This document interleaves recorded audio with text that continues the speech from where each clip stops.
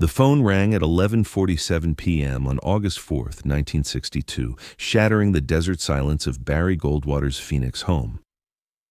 He had been reviewing briefing papers for Monday's Senate session when the private line, a number known only to family in the highest levels of government, began its insistent demand. Something in the lateness of the hour, in the very insistence of the ring, made him hesitate before lifting the receiver. "Barry?" The voice was unmistakable, despite its slurred edges, that breathy whisper that had captivated millions, now thick with what sounded like alcohol or medication. "Barry, it's Marilyn. Marilyn Monroe. Please don't hang up." Goldwater's hand tightened on the receiver. He had met Monroe exactly twice, once at a Republican fundraiser in 1960, where she'd seemed lost among the political wives, and again at Frank Sinatra's Palm Springs compound, where she'd surprised him with intelligent questions about nuclear policy. But a late-night call? This made no sense. "Miss Monroe," he said carefully, aware even then that this conversation might matter in ways he couldn't yet understand. "How did you get this number?" A laugh, bitter and broken. "Bobby gave it to me, months ago. Said if I ever needed help, real help, you were the only Republican he trusted." A pause, the sound of ice clinking in a glass. "Funny, isn't it? He trusts you more than his own people now." Bobby. Robert Kennedy, the Attorney General. Goldwater's mind raced through implications. The rumors about Monroe's involvement with both Kennedy brothers were Washington's worst-kept secret, but this suggested something deeper, more dangerous. "Are you in trouble, Miss Monroe?" "Marilyn, please." "And yes, Barry. So much trouble." Her voice cracked. "They're going to kill me." Goldwater stood, the briefing papers scattering. "Who's going to kill you? Where are you?" "I'm at home. Brentwood. And it doesn't matter who. What matters is why. What matters is what I know, what I've seen, what they think I might say." She was crying now, the words coming in rushes between sobs. "I need someone to know the truth, someone they can't touch. That's you, isn't it? The incorruptible Barry Goldwater? Marilyn, if you're in immediate danger, you need to call the police." "The police?" Another laugh, this one edged with hysteria. "Barry, the police work for them. The FBI works for them. Everyone works for them. I've seen the files, the pictures, the recordings. Do you understand?" "I've seen everything." Goldwater grabbed a pen, began making notes on the nearest paper. "What files? What have you seen?" "Jack's, the president's, in his bedroom at Peter's house. Files about Cuba, about the missiles the Russians are moving in. Files about Vietnam, about the advisors we're sending to die. But that's not the worst part." "What's the worst part?" "The files about us, Americans, the surveillance, the blackmail, the people they've destroyed or bought or killed. There's a file on you, Barry. They call you the Arizona problem. There's plans to—" She stopped abruptly, as if hearing something. "Someone's here. Marilyn, listen, please. Peter Lawford's beach house. There's a safe behind the Modigliani in the master bedroom. Combination is 362436. Yes, really." Jack thought it was funny. "Inside are photographs that would end everything. Pictures of Jack with Giancana, Bobby with Marcello, Hoover with— Hoover with young boys. They're all in it together. The Kennedys, the mob, the FBI. It's all one big—" The sound of breaking glass came through the phone. Monroe gasped. "Marilyn!" "They're here." Her voice had gone very small, very young. "Barry, tell the world. Tell them Marilyn Monroe wasn't crazy. Tell them I knew too much and loved too foolishly. Tell them." The line went dead. Goldwater immediately dialed the operator, demanding to be connected to the Los Angeles police. The desk sergeant who answered seemed unsurprised by a report of trouble at Monroe's address. "We'll send a unit to check on her, Senator," he said with what sounded like rehearsed calm. "I'm sure everything's fine." But Goldwater knew it wasn't fine. He called his own contacts in Los Angeles, men who owed him favors from his military days. By the time they reached Brentwood, Monroe's house was surrounded by police cars, ambulances, and unmarked federal vehicles. The word was already spreading. Marilyn Monroe was dead. Apparent suicide. Overdose of barbiturates. The next morning, Goldwater was on the first flight to Los Angeles. He didn't go to Monroe's house, that was swarming with investigators, reporters, and the merely curious. Instead, he drove to Peter Lawford's beach house, finding it surprisingly deserted. The Kennedys' brother-in-law had reportedly flown to Hyannisport on a midnight flight. The house was locked, but Goldwater hadn't spent years in military intelligence without learning certain skills. Within minutes, he was inside, moving through rooms that still smelled of cigarettes and expensive perfume. The master bedroom held the Modigliani exactly where Monroe had described. The safe behind it opened to her memorable combination. Inside were indeed photographs, but not what Monroe had described. These were different, images of Monroe herself with both Kennedy brothers in compromising situations. Documents showing payments to her from a consulting firm that Goldwater recognized as a CIA front. And, most damning, what appeared to be transcripts of Monroe's own phone calls, including conversations where she threatened to tell everything if the Kennedys abandoned her. But there were no photos of mob meetings, no evidence of the broader conspiracy Monroe had described. Either she had been mistaken, or someone had already sanitized the safe's contents. Goldwater photographed everything with a camera he'd brought, then carefully returned all materials to their original positions. He was just replacing the painting when he heard footsteps in the hallway. Moving quickly to the bedroom door, he found himself face to face with a man he recognized from newspaper photos. James Jesus Angleton, the CIA's legendary counterintelligence chief. "Senator Goldwater," Angleton said without surprise, "I wondered if you'd come." "Jim," Goldwater replied, using the familiarity of shared intelligence background. "I suppose you're here for the same reason." "Cleanup," Angleton said simply, "though it appears someone beat me to it. The real materials were removed hours ago." "What real materials?" Angleton studied him with eyes that had seen too many secrets. "You got a call last night." "We know. We monitor that line, with cause. What did she tell you?" "That she was in danger. That she had seen classified materials. That people wanted her dead." All true, unfortunately. Miss Monroe had become problematic. The president's relationship with her was bad enough, but when she started demanding recognition, threatening exposure, and then the Attorney General complicated matters by beginning his own affair, making promises he couldn't keep. Angleton shook his head. "A mess, Senator. A tragic, preventable mess." "So they killed her?" "They didn't have to." Angleton's voice carried a weight of certainty. Miss Monroe had been unstable for months, increasing drug use, erratic behavior, calls to journalists and apparently senators. All they had to do was ensure she had access to enough barbiturates and wait for the inevitable. No conspiracy needed when self-destruction is so predictable. That's convenient. That's reality. The question now, Senator, is what you intend to do with what you know. Goldwater recognized the implicit threat beneath the reasonable tone. "What I know is that a troubled woman called me in distress and died hours later. Everything else is speculation." Wise perspective. Angleton moved past him to the safe, checking its contents with practiced efficiency. "You should know that Miss Monroe's house has already been thoroughly searched. Her phone records have been impounded for national security reasons. Any claims about late-night calls will be impossible to verify." "Of course they will." "I'm trying to help you, Senator. There are people, powerful people, who would be very disturbed to learn you were here. Your discretion in this matter would be appreciated, and, I assure you, remembered." Goldwater left without another word, but his investigation was far from over. Over the following weeks, he quietly pursued leads, calling in favors from old military contacts and journalists who operated outside the mainstream. What he discovered painted a picture more complex than simple murder or suicide. Monroe had indeed been involved with both Kennedy brothers. She had also, whether knowingly or not, become a conduit for information between the administration and organized crime figures.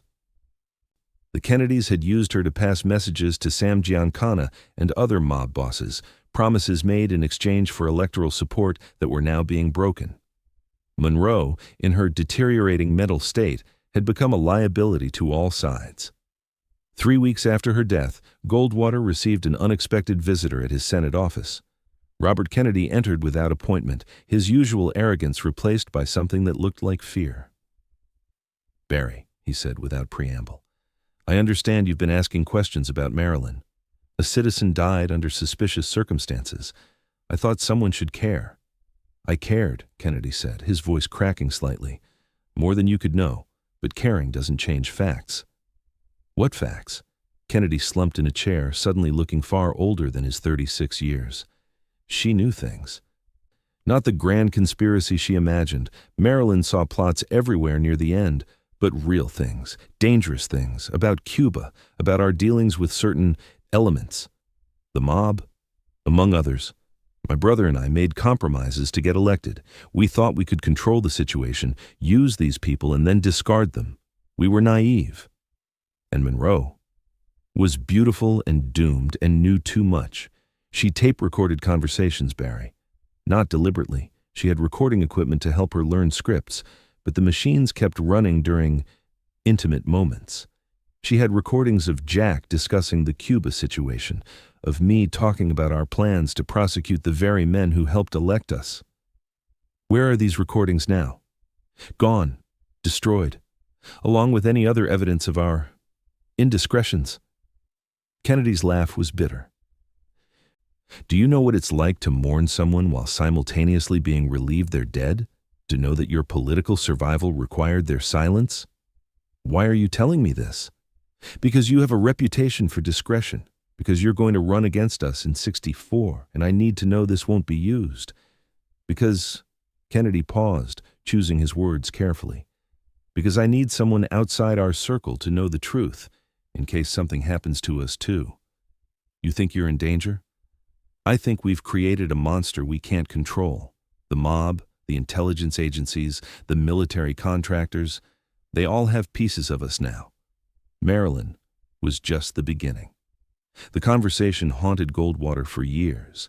As history unfolded, Jack Kennedy's assassination in 1963, Bobby's in 1968, he wondered if Monroe's death had indeed been just the first domino in a longer chain of violence.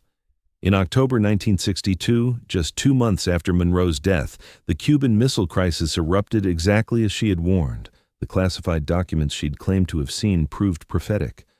Goldwater found himself wondering what else she might have known, what other warnings had died with her. He tried once more to investigate, visiting Los Angeles in December 1962. But Monroe's house had been sold, renovated.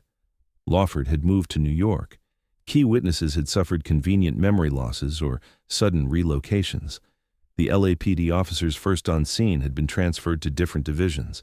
The coroner who'd performed the autopsy had retired early, moving to Costa Rica. Only one person would speak to him, Eunice Murray, Monroe's housekeeper, who met him at a coffee shop near the old studio lots. She was nervous, constantly checking over her shoulder, her hands shaking as she lifted her cup. "She was on the phone when I went to bed," Murray said quietly. "I heard her talking, upset. When I woke at midnight to check on her, the phone was off the hook and she was gone." "Did you see who she called?" "No, but I saw the notepad by her bed. She'd written numbers, names. Your name was there, Senator. So was Bobby and Jack and something else. Mongoose." Goldwater recognized the code name, Operation Mongoose, the Kennedy administration's secret program to assassinate Castro. If Monroe knew about that. What happened to the notepad? "Men came. FBI, they said. Took everything. Told me I'd seen nothing, heard nothing. Said my visa could be revoked if I didn't cooperate." Murray's eyes filled with tears. "I needed this job, Senator. I'm not a brave woman."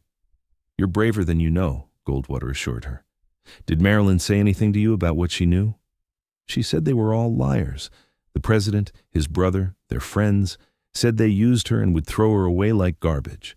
The last day she seemed resolved, like she'd made a decision. She said, 'Eunice, sometimes the only power a woman has is the power to tell the truth.' Then those men came to visit." "What men?" "I don't know. They arrived around 8 p.m., official looking. Marilyn sent me to my room, but I heard raised voices. When they left, she was crying. That's when she started making phone calls." Goldwater gave Murray money and a phone number. "If you ever feel threatened, call this number. Tell them you're a friend of mine." He never heard from her again. Years later, he learned she'd died in a car accident in 1965, shortly after giving an interview where she'd changed her story, claiming Monroe had been depressed and suicidal for weeks. The pattern was clear. Everyone who might have known the truth either disappeared, died, or developed convenient amnesia. Goldwater himself received warnings. His phones developed strange echoes. His mail arrived, opened, and resealed. Once, returning to his Senate office after hours, he found a single item on his desk, a photograph of Monroe at what appeared to be her funeral, with a note, "Some secrets should stay buried." He took the hint, publicly at least, but privately he continued collecting information, building a file that grew thicker with each passing year. The assassinations of both Kennedys added new dimensions to the mystery. Had Monroe's death been the first in a series of eliminations? Had she known about plots that wouldn't unfold for years? In 1975, during the Church Committee hearings on intelligence abuses, Goldwater had hopes that the truth might finally emerge. He quietly passed information to committee staffers, suggesting lines of inquiry about Hollywood surveillance and political blackmail. But the Monroe case remained untouchable.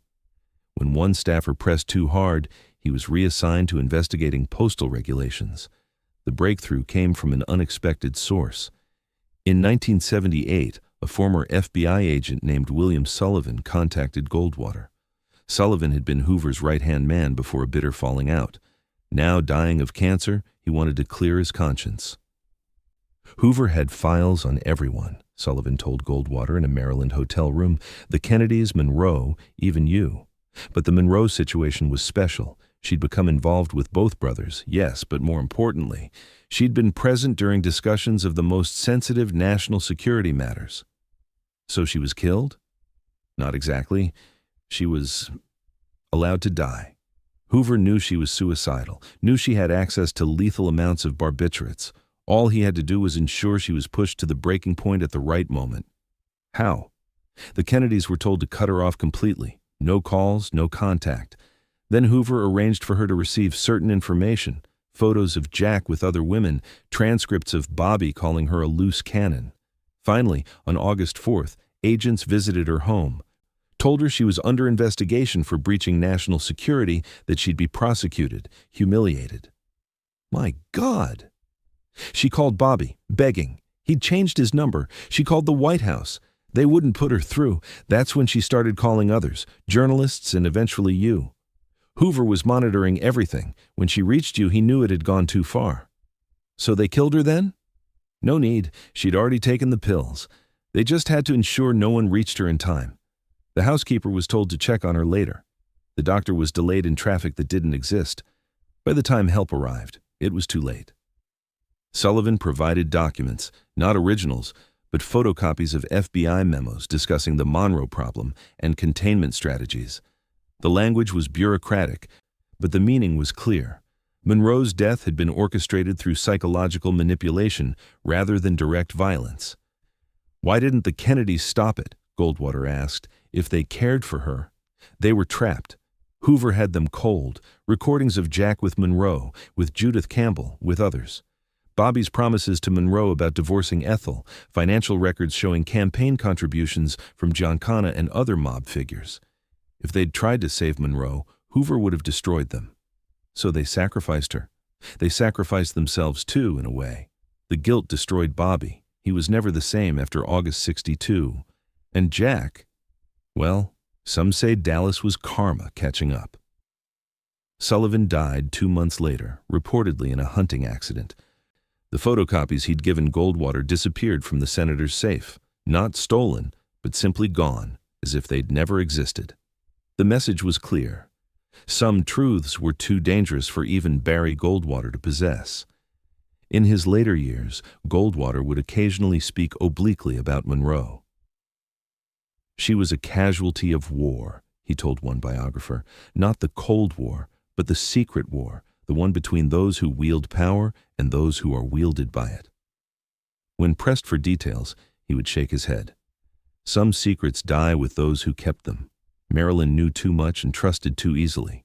In Washington, that's always a fatal combination. The full truth of Monroe's last phone call remained locked in Goldwater's memory until his own death in 1998.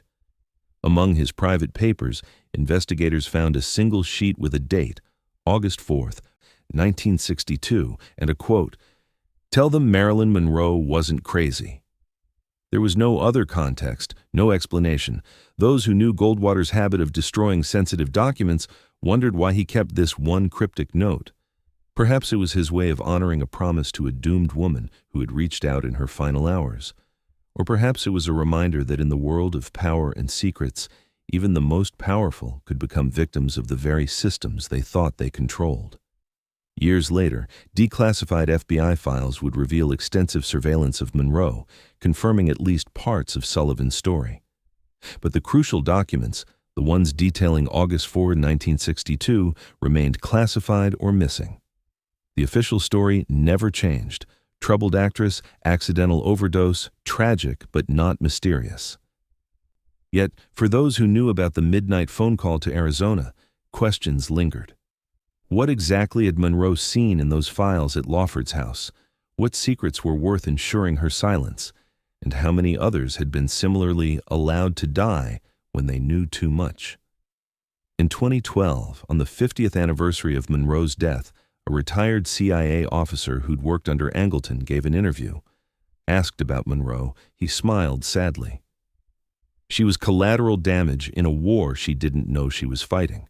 The Kennedys used her, the mob used her, even the intelligence community used her. When she became more liability than asset, he shrugged, leaving the sentence unfinished. But Goldwater, he added, Goldwater was the wild card. That phone call to him wasn't in anyone's script. If he'd gone public immediately, if he'd raised hell, history might have been different, but he was smart enough to know that sometimes the best way to stay alive is to stay quiet. The interviewer pressed, "So you're saying Monroe was murdered?" "I'm saying that in 1962, the line between murder and induced suicide was very thin, and some people were experts at pushing others across that line. Today, Monroe's death remains officially a probable suicide. But in certain circles, intelligence veterans, political historians, those who study the hidden connections between organized crime and government, the case is far from closed.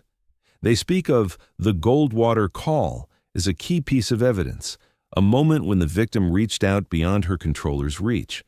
Some claim that recordings of the call exist, locked in NSA vaults or private collections. Others insist Goldwater himself made a recording hidden somewhere in the Arizona desert. But no such evidence has ever surfaced.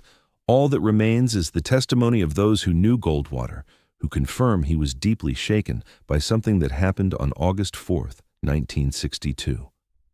Perhaps the real tragedy wasn't just Monroe's death, but what it represented, a moment when American democracy's dark underbelly was briefly exposed, only to be quickly covered again. The mob's infiltration of politics, the intelligence community's domestic operations, the willingness of leaders to sacrifice individuals for national security. All these shadows flickered into view that night, illuminated by a dying woman's desperate phone call. Goldwater took most of his secrets to the grave, but he left enough hints for future generations to piece together the outline of truth. In a democracy, he seemed to be saying, some secrets are too dangerous to reveal, but too important to forget entirely. Monroe's call wasn't just a cry for help. It was a warning about what happens when power operates without accountability, when those who know too much become expendable. The phone lines between Los Angeles and Phoenix have long since been upgraded, digitized, made theoretically more secure. But those who know the story say that on quiet August nights, when conditions are just right, you can still hear echoes on the line. A woman's voice, desperate and doomed, trying to tell the world a truth it wasn't ready to hear. In the end, perhaps that's Monroe's real legacy, not just as a tragic star, but as a reminder that in the halls of power, beauty and knowledge can be equally dangerous, and those who possess both rarely survive to tell their tales.